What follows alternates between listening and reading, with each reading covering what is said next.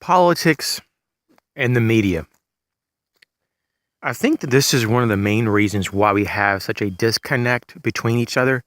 And I'm talking about Americans with other Americans. There's a division depending on basically ideologies and depending on where you get your information and what you think is truth and what you think is not. And I think this goes a long way on understanding what politics are in the modern day, especially with this 2016 election between Trump and Hillary. You have totally different messages to some degree. Now, people would argue that they're both puppets from the globalists. People would say that they're both frauds. They're both not good for America. And most likely that probably is true. But what I'm talking about here is just the massive difference between a conservative radio station, for example, and a liberal radio station, or an independent news organization versus a mainstream news organization. You get totally different news, and you get it explained to you totally differently as well. And so, depending on your sources of information and how it's delivered, yields such a radical different result. And I think that depending on the place that Americans go, unfortunately, it's probably the great majority, if not 80 to 90%, probably do go to one of the mainstream medias to get all their information and to base facts off of that, or base that information off of what they think is facts. And a lot of times they're manipulated. Let's just take one very simple example that we can all know for sure, and we all lived through in the last, handful of years and experienced, especially us adults here in America, and that we know for sure this is a concrete example. Even Hillary has brought it up as this is a big problem, but the Affordable Health Care Law, or known as sometimes as Obamacare. Obamacare is a devastating disaster for the country. Increasing premiums at a pace that we've never seen, not only in this country, but in the world. Like there's been no country that's ever had this much of an increase. I know just me personally, in the last 5 years, my premiums have almost doubled. And I'm a healthy, middle-aged guy with no problems. Don't go to the doctors at all. I have no issues. I mean, it's just, I'm on no medicine, nothing. And my premiums have basically doubled. In less than half a decade, roughly. Now, if that happens, and that can happen to me, God have mercy on other people that are older or that actually use their insurance because their deductibles now are so astronomical. So astronomical. And what's even more telling is that most people, are actually on the exchange or in a program that actually directly goes through those guidelines of Obamacare. I am one of the very few people left that are in a grandfathered plan that predates, fills the requirements of Obamacare, but it predates Obamacare, and I've stayed with that old plan. It's an old plan, and they're actually trying to get rid of it, my healthcare provider, but so far they're keeping it. And so my deductible is not horrible, but everybody else I know is either between $5,000 to $15,000 deductibles. No joke. Mine's much lower, but it may not be around much longer. Now, just because my insurance is only doubled, and I say only because comparatively to my other friends and family, they have more than tripled. Some of them even close to quadruple when I asked them about it. I didn't even believe it, and I was like, are you sure you know what you're talking about? And they said, yes, I know what I'm talking about. I know how much money I pay. And for them in the last 5 years, it's between triple to quadruple. So my little upset, tantrum, if you will, or just being, concerned about increases is pretty much nothing compared to a lot of other Americans. So what we see with Obamacare is that a very small group of people that are healthy are paying for a lot of other people that are sick. And we're basically, it's a socialized version of medicine once again. Once we keep coming back to this, it's the socialist creep. It's everywhere. Of course, Hillary wants to go to a single payer position that the government just regulates all of healthcare. Oh, that would be even worse. And then we become like Canada or other countries that have very, very poor levels of healthcare. and people die because they're on waiting list, or they suffer greatly more than they need to because the services are just not available. So this is just an example of how the media was pushing Obamacare, right? And we have this horrendous fallout from it. And of course, the mainstream media was one that was pushing it. Most of the alternative medias were saying this is not really a good idea, just from the facts and figures. It's not something kind of biased thing, just because we don't like, a black president. It has nothing to do with color, as the mainstream media would want you to think. It was because the numbers didn't make sense. It was because the user, us, would get screwed, and they were right. Higher deductibles, lower levels of care, and even the abilities for the healthcare providers, like the doctor's office and stuff, are actually getting reimbursed at a lower rate, while the insurance companies and pharmaceutical companies are making more money than they ever have. So you can see that the pharmaceutical companies, but more so probably the insurance companies, from all of the data that I've seen, worked mostly on the legislation. And so they wrote their own law that benefit themselves. So, so they had to have something. They had to have a system that would include everyone, because it's socialized medicine. But on the back end, they needed to make profit off of it, even more so. And so they were, by increasing the deductible and letting all the users just go ahead and pay for all that use from everyone else that actually uses it. Especially those people who don't use it have to pay so much more, just so much more. In fact, there's so many people who don't even have money, the amount of money saved to even afford their deductible, that they can't even use their insurance, even if they had to, because at this point, as we know, most of the insurance policies here in the United States are catastrophic health programs or health insurance policies, I should say.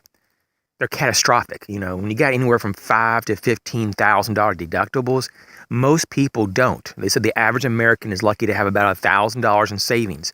And so this is well above what people have in cash to pay for their deductible. So a lot of people, unless it's life-threatening, a lot of people can't even get the procedures they need for well-being or for health. And so this is what we get. This is what we get when we have a mainstream media that colludes with legislation that's written by third-party special interest, which would be in this case the pharmaceutical companies and, of course, the insurance companies.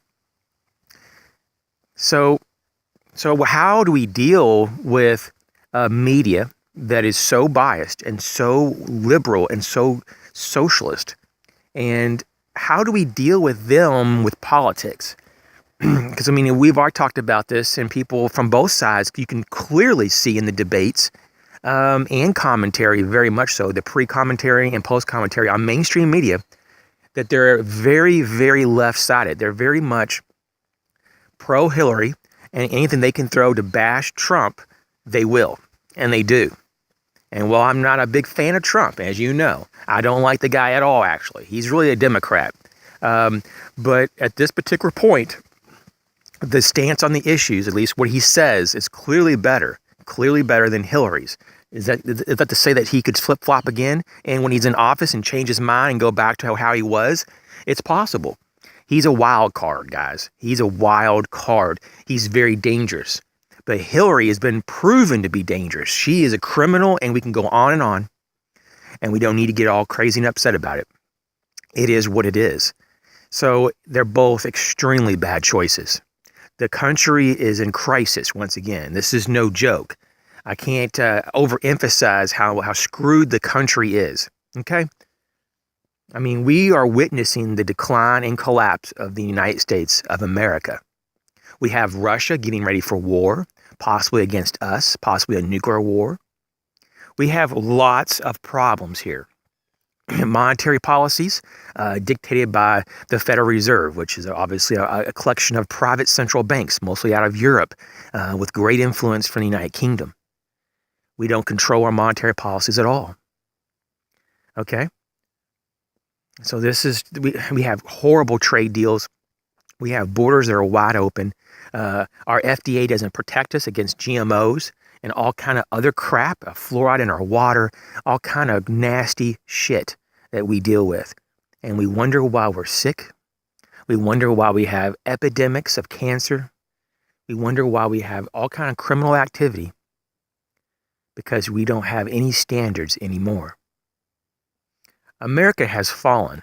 This is not even debatable. It's in our face.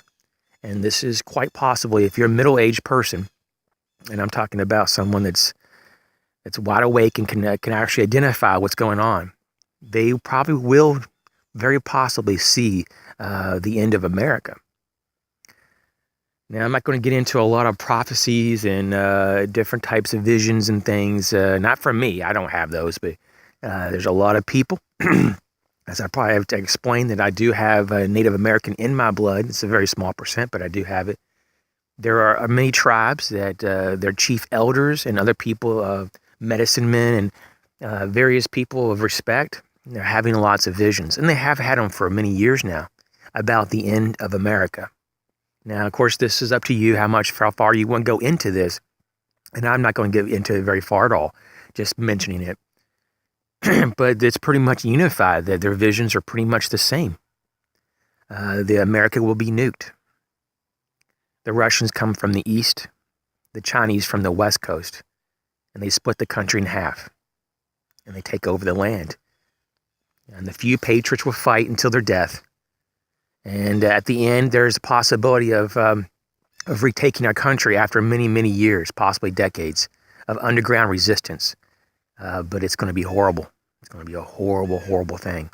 And if that's even remotely true, this should give us that extra bump, that extra push to prep, to put things back for long term. Put things back for very long term. The future is unwritten, but we can see from the past where we're going. And our future right now is grim. Our children and our children's generation are faced with many obstacles and problems that we, growing up, never had. And for many countries and parts of the world, never have even seen before. The amount of debt that we owe to other countries, even though all this debt is just fiat currency, just made up out of thin air, it's all bullshit, still remains the debt on the people. So until we can get our government back, and it probably will take a civil war, I have no doubt about it, then we were going to live and continue to live in this tyranny that gets worse and worse. So even though there's a very high probability, and I'm still hopeful that Trump gets in or some kind of miracle happens, but if not, and there's still, like I said, high probability that Clinton gets in, Hillary will go out of her ways to destroy and reinterpret the Constitution, to reorganize it so it's much more about what's best for the government instead of being a person-centered, liberty-based, individual liberty-based, country. Over the last 100 years, we have moved away from personal liberties. Okay, this is very clear, and we've gone to what's best and what's in the best interest of the government. This is what was making us, and what made us known to be so unique, because the individual held their own liberty and their own freedom, and they had control of their own prosperity. And now you have a government that tells you how to be prosperous. And of course, it doesn't work. Never has. This has been tried for pretty much of all humanity. People telling other people what to do. But we don't actually have the ability to really develop as individuals and as communities and nations unless we have the freedom to do that. And that's not just our basic, like we have in the Bill of Rights here in the United States. Those basic freedoms, right to self-defense, right to freedom of speech, and so forth. But it's also economic freedom. It's political freedom. And the ability to change our destiny. But unfortunately, though, there's tyranny that comes in every so often in free countries, and you have to purge them. And so that's what's around the corner. Of course, that's if we have enough time to do it before we get nuked by Russia.